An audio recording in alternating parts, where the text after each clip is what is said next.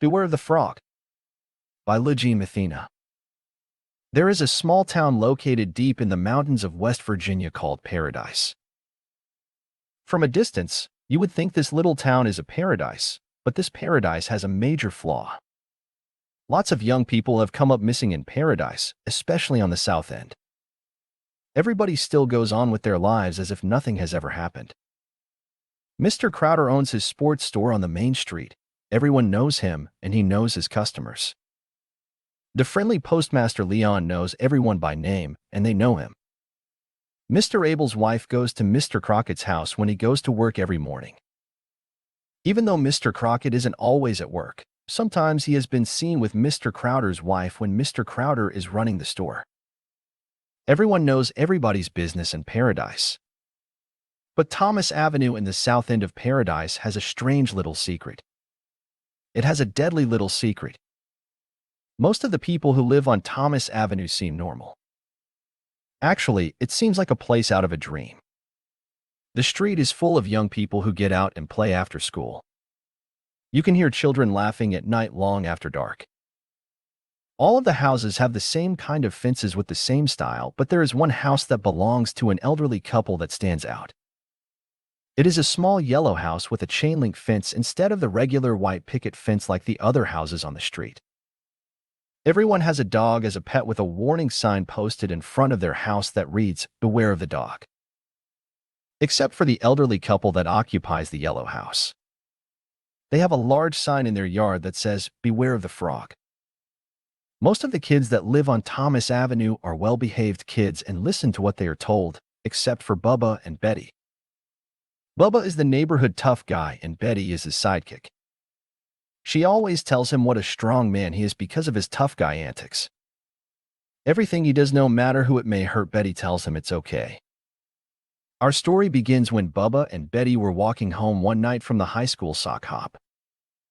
Bubba had been kicked out for busting a girl's nose. While they were walking home, they stopped in front of the yellow house. Bubba said, "Man, that old couple that lives there must be idiots." Betty replied, "Yeah, I know. I have seen them walking around backward on their front deck sometimes when coming home from the bus stop after school. My mom said she has seen the old man in his yard at night walking around in just a diaper." Bubba then began to scream towards the house. What kind of freaks would put a sign in front of their house that says, "Beware of the frog"? Betty laughed, saying, "Those two freaks, I guess." Bubba walked to the front gate and found it locked. Betty asks, "What are you doing, Bubba?"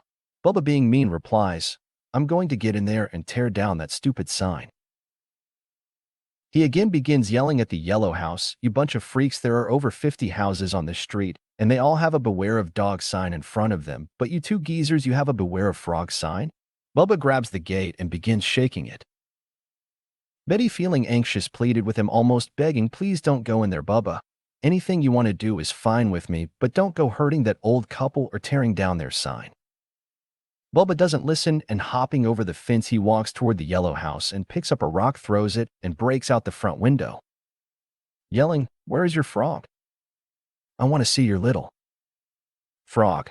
Betty began urgently pleading with him, "Please, Bubba, get back over." A mist begins to fall lightly from the sky, and Betty begins to scream. Bubba turns around and asks her, "What is your problem, Betty? Do you believe a little frog is going to hop out and get me?" Betty, standing frozen in horror, gazing up at something above Bubba's head. Bubba then raised his head slowly, sincerely dreading what he may see. Just then, about 5 gallons of white slimy frog juice gushes on him down his face. He wipes his eyes and sees the biggest frog ever standing over him with its tongue dangling out. For the first time, Bubba feels fear, and he begins to run toward the gate and doesn't get 2 steps before he feels something wrap around his body and pulls him into the air. The frog gobbles him up, leaving only his 2 feet sticking out of its mouth. The frog then raises its head and swallows one more time with a big gulp, and Bubba is gone. Betty then begins to run frantically up the street, screaming for help, when she feels something wrap around her frame, and she is then pulled into the air and is gobbled up also. The frog, smiling, lets out a large belch.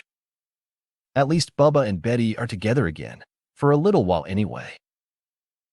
Seconds after Betty is swallowed and enjoyed by the frog, the front door swings open. The elderly couple peering out shake their heads in disbelief at the stupidity. The old man looks over at his wife, saying, "Henroy got another one, didn't he?"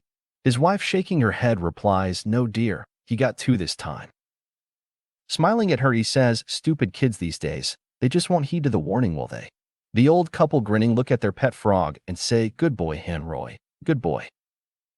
Now we know why so many young people disappear from the small town called Paradise, particularly from Thomas Avenue on the southern end of town. So if you ever see something that sticks out or looks a little odd, don't try to change it because that's what everybody else is doing. Just leave it alone and, for goodness sakes, listen to the warning signs. The end.